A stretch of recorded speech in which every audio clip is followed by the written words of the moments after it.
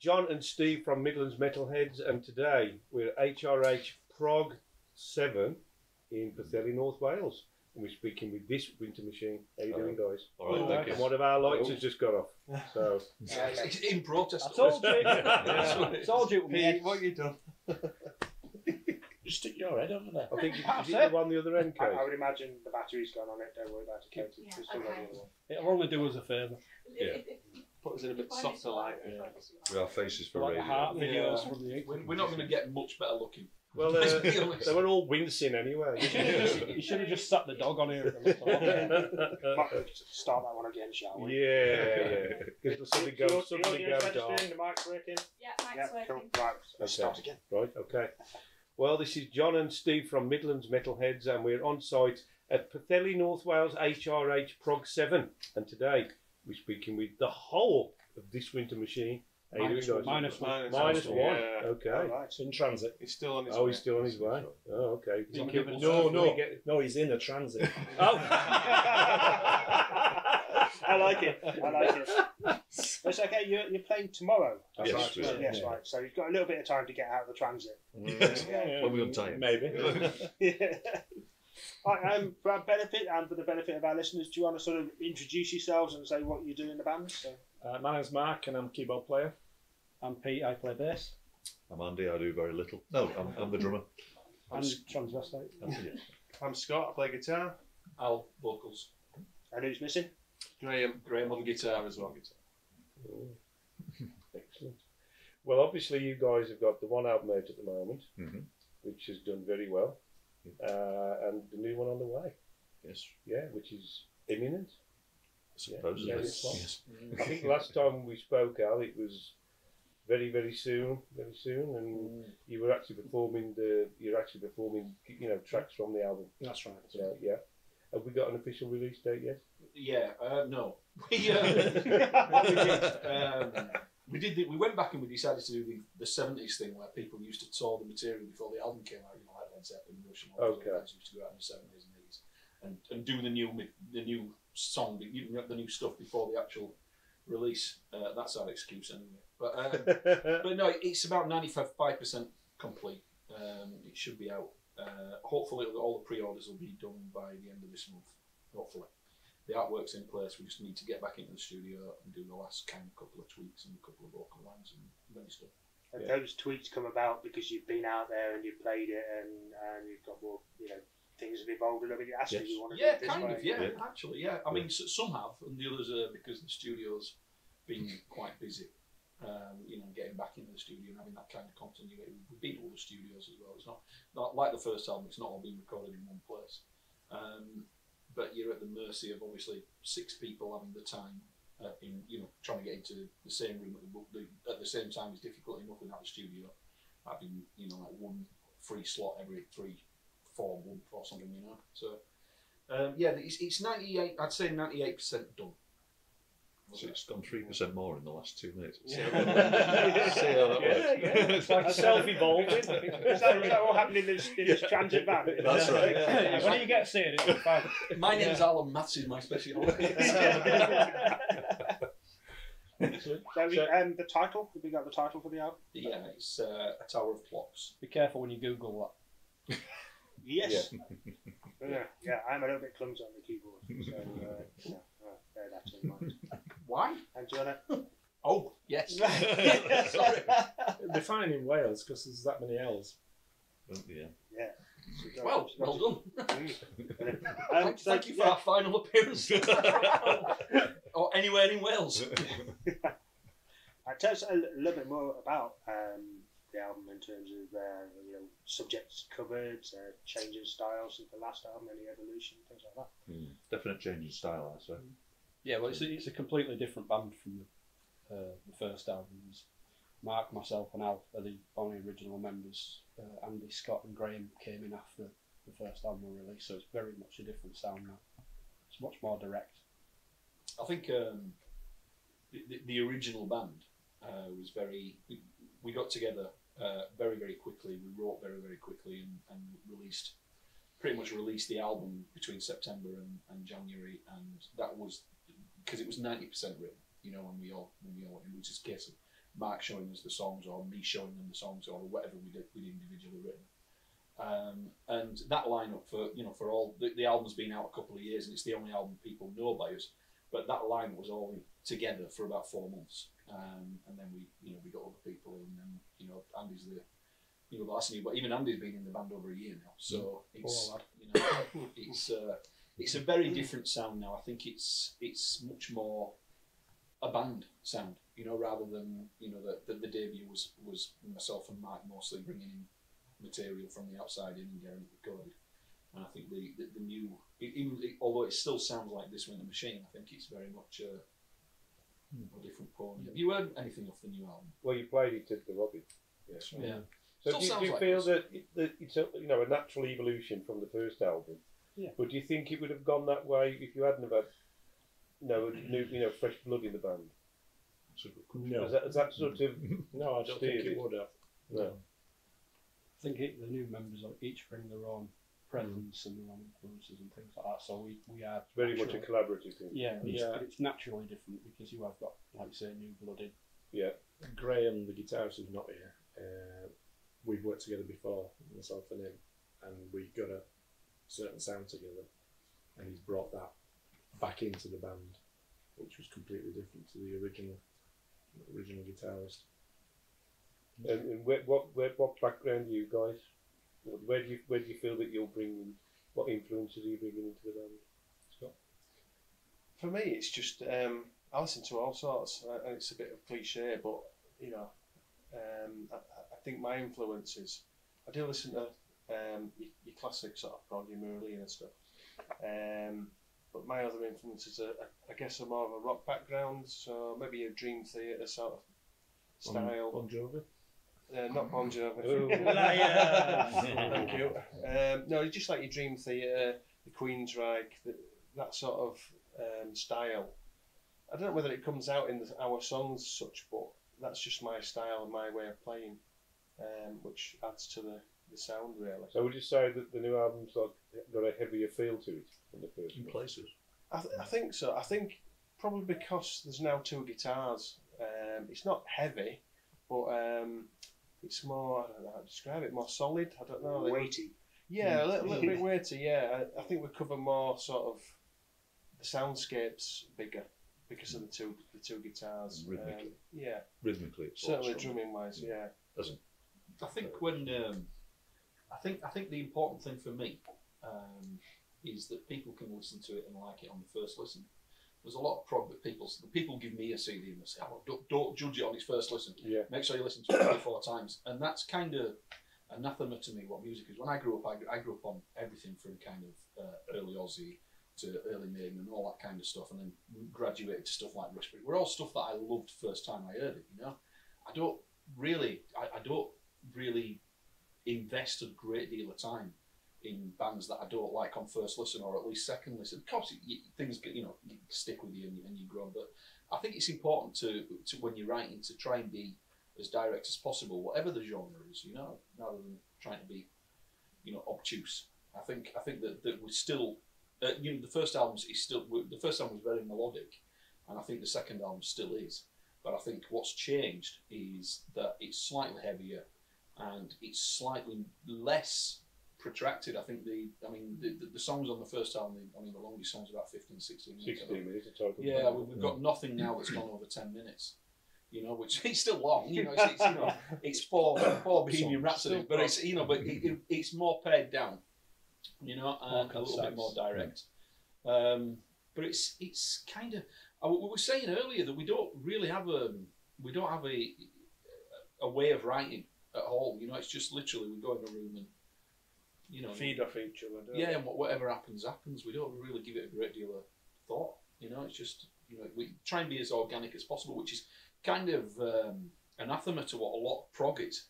Which is very meticulous and very kind of protracted, and which is great. Which I do like a lot of that type of stuff. But we're not like that. We're very organic, and we try and write in a naturalistic way. And I think that having 3 different members means that it does sound different. And I think Scott's right; it is slightly heavier in terms of punch, but not in terms of complexity. I don't think. It doesn't sound like you're trying to be anything other than yourself. That's the kind of exactly it. isn't But it? it's like the new stuff with Opeth. They're still a heavy band, but it's heavier in their arrangement. Now, you know, fair enough, there's not the gruff vocals, or not as much, but they sound a lot bigger now because how they write and how the instruments fit together. I think that's what this is now. Everything's just sort of clocked into place and it's the proper lineup. We're not kids either, you know, so we're not trying What? to copy anything. I mean, we're not trying Sorry to disappoint. Yeah, we're not trying to be like anyone. You know, we've gone past that. You know, I was like 18 and I wanted to be in a band like Rush, or I wanted to be in a band where, you know, I could try Still and do. write lyrics like Fish or whatever. You know, it's that kind of thing. But you know, in your 40s, you don't really think like that, do you? What about you, Mark, in your 40s? Can't remember. I can't remember. I'm struggling to remember the last 2 years of my 50s. So on the subject matter, do you sort of tend to sort of reflect what's going on in the world and, you know, on the subject matter with the tracks on the new album? Or? Certainly, Tower Clocks. What's the thinking behind the name of the album? It's a concept album. I like the way you. Yeah, because it's kind of frowned on, isn't it? You can't have fun anymore. I think, no, sod it. It's a concept album. I'm proud of it. It's all the songs linking together. It's something that I'd like people to listen to and try and take away whatever they take away from it. But essentially, it's a story. It's a journey. You can listen to the songs individually, or you can listen to it and take away a story, you know, from the whole hour and 10 minutes or whatever it's going to be. So. The concept is that the first album was, even though the music was quite melodic, the first album's lyrics, I think, I keep getting told that they're quite depressing, quite down, and I think these are a lot more upbeat than the first album. So I think that it's, what can I say without giving too much away? Basically, we've lost a lot of psychiatric hospitals. Yes, that's it. Yeah. I've had therapy and it made me well. No, it's a concept album. It's based around observations rather than anything personal. So it's more light, I think, conceptually than the first album. Because I think the problem with concept albums, I mean, this was the problem with Lamb Lies Down. Tony Banks has said, you know, that it was difficult to take a track out of context. Correct, yeah. I think like Carpet Crawlers and so on, you know. But do you feel that you've been able to do that with this album? Yeah, I mean, the idea all along is to have it thematically a concept album, but rather than having a story all the way through that has to be listened to in a certain order. So if you listen to, can I think, like Misplaced Childhood or Clutching a Straw, both are supposedly concept albums, or even, you know, stuff like the Plasmatics album that's a concept album that you can listen to in any order, and it's more of a theme than a narrative, if you like. So it's, Yeah, I get that. so conceptually it's a concept album, but it's not a story you have to listen to and plug into from the beginning to end. There's not characters. It's not something that you know. It's not then he did this, then he did that, then he did that, then there's an end. Yeah. You know, it's not Lord of the Rings on record. All that sounds. Somebody make a note of that, please.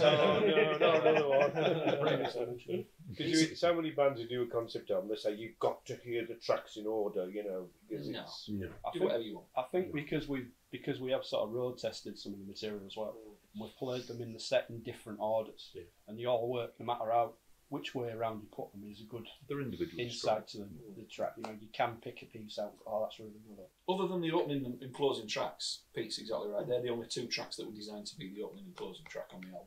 Anything else could go in any order. You know, there's no kind of through story. It's not a journey of a character or anything. it's like a reprise. Is it a reprise at the end? You know, does it go back to the beginning and round it all off? It's a recurring theme, isn't it? Yeah, there are Motifs motifs and and some themes and things like that. But not necessarily on the very last piece. No, it doesn't refer back to the first. And you've obviously had feedback from fans and so on. Has that sort of helped mould the end product?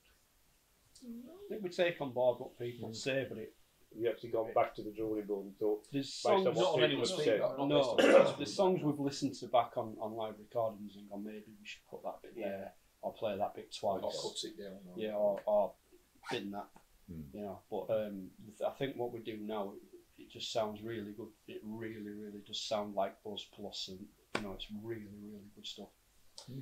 I think if you start listening to people and people start telling you what you should and shouldn't be recording, then I think it's a bad road to start going down. I think we are our own worst censors anyway, and we tend to know what works and what doesn't work, and I think that if anything, we're more tempted to cut things out than add things to, rather than bolt things on and bolt things on and bolt things on. Yeah, no, I don't think any of us are too precious, and we are good at self-editing. If someone goes, I'm not right keen on that bit, all right, fair enough, because the song's paramount, got to serve the song. Yeah, I've dropped all melody lines and all lyric lines, and these guys. We've dropped all Scott's guitar parts. Yeah. Apart from that one note. Is it not plugged in when you go on stage? It's got a banjo for a 3-minute interlude in the middle. I do not light enough with guitar. Excellent. Well, you didn't know that, did you? I mean, what do you think, guys? I mean, what do you think of the current prog scene? So I noticed that you've got a lot of punk stuff all over you. Yeah. Now I used to be an old punk. I used to be in a lot of punk when I was younger. One of my best mates is in a band. The way we've described this partnership about that, he's the prog Jedi master and I'm the prog Padawan. Really. I like music that draws in prog. There's prog elements. I was just going to say, because have you heard of a band called Anti-System? Yeah. Well, one of my best mates is the bassist in Anti-System, and he was on, back in the early '80s, and he's a massive prog fan now. And I asked him why he's a prog fan, being in like this crustcore, the kind of band, and he just said because you grow up and you learn your instrument, and you learn your instrument, and and you start to want to listen to things that inspire you. And when you can't play, it's easier being a punk band. But no, seriously, and he still loves punk. He goes out and he's still in Anti-System and he still plays all over. And he was just interested in the other punk stuff, and I just wondered how you got to prog. Pretty much that. I like a lot of stuff, but I'm an angry young man. Not young really anymore. We've been interrupted by my guide dog there. Sorry about that. Yeah, I say the punk is the anger. I'm not angry all the time, so when I'm getting a bit more contemplative and considering, then that's when I. There's nothing wrong with having more than one preference. I feel like. Well, I think as regards the current prog scene, I think it's very vibrant. It's growing literally day by day, and I think there's a lot more people, digging it now than they used to. And as I said to a couple of bands earlier, as you all know, at one time it was a bit of a under the counter thing. You did a little copy before saying like concept album. brown paper banjo, top shelf stuff. I think it's becoming more accepted now, and I think you got people like Stephen Wilson, Muse, Radiohead, who've obviously brought people on board, and they're checking it out, and they're starting to, find this massive world of music that they didn't realise was there. It was there all along. And I guess if you look at the lineup of this festival, we've already interviewed a handful of bands that have been going 2-3 years, and they're very young bands. Half our age, probably. We're young in time. If not in ourselves. We're not really old. But yeah, we've only been going a couple of years. So yeah. I think it's a brave move to sort of, change the direction on this album so early in your career. Well, I don't think it's a change of direction as much as it is an evolution, because if you've got 3 people that are in the band that weren't on the first album, it's going to sound, unless it's written or dominated by one person and everybody else just fills in the gaps. But I think when you've got everybody contributing, it's going to change it. It's going to sound different. I mean, Andy's technically a very different drummer to Marcus. I mean, Graham's technically a very different guitarist to Jevo. It's not. There are differences, huge differences there, in terms of style. So you play to your strengths. I think whoever's in the band, and it was always going to change. But I mean, it has changed quite dramatically. But I still think it sounds like us. I don't think it's. Have you heard anything from the new album? Any of the free downloads or anything? Not really. No, I've only the one track that he released as a single. Yeah, Justified. Yeah. I don't think it's hugely different. I really don't. But then again, I won't hear it. I think if you play both albums back to back, You'd be asleep. you're not. It's a good way to get the baby off. Yeah, once the second album kicks in, you won't be throw it out the window. You'll be able to listen to both and you'll be able to pick up it's the same band. Yeah. But you mentioned Opeth. Obviously, they did a massive, Power Communion and Heritage. There's quite a dramatic change from their early stuff, and I know it pissed a lot of fans off. And I suppose there's always that. I've been concerned about that. I must admit, we've talked about that. I just wonder if we will lose a certain number of fans because of the change or the evolution, but we'll probably fund at the same time the reception to the new stuff when we've played it, which has gone down really well. I guess we'll gain new ones as well. So, but it sounds like you're being honest to yourselves, though. You know, like Well, you've you got to are be, I what think. you are now, and to make an album that sounded the same as the former lineup would be sort of dishonest in a way well, to it couldn't be. I yourselves. guess. So, It couldn't be. it's kind of to the fan base, it's like it or not, but we like it. But they seem to. It's had a really good reception. To be fair. We don't sit there and say that we want to sound like 1974 Yes or 1982 Rush or whatever the bands are. You know, there are a lot of bands out there doing fantastic jobs of sounding like they come from the 70s or the early 80s, and we don't. You know, but we've got influences from the 70s, from the 80s, from the 90s, and from other genres as well. You know, the important thing for us is that we just like what we play. You know, so we don't sit there and we don't say, is this prog enough, or is this conjugated enough, or is this whatever it is. Because I think there's enough of that going on in the scene. You know, there's a lot of fantastic bands out there that I personally that sound to me too much like Yes, or that sound too much like Genesis or whatever. And you know, and every single review I've ever seen of our band tries to pinch in us as a, you know, like they say, they're a cross between this and that and whatever. And it's a little bit, it's a little bit. Labelling's inevitable. It is, but to a band, to a band, it should be completely irrelevant. And I think that the thing is that a lot of bands are going out there and deliberately trying to sound like another band. You know, it's the amount of people say, like, listen to this. It's like Yes in 1976, or it's like Genesis in 1981 or whatever.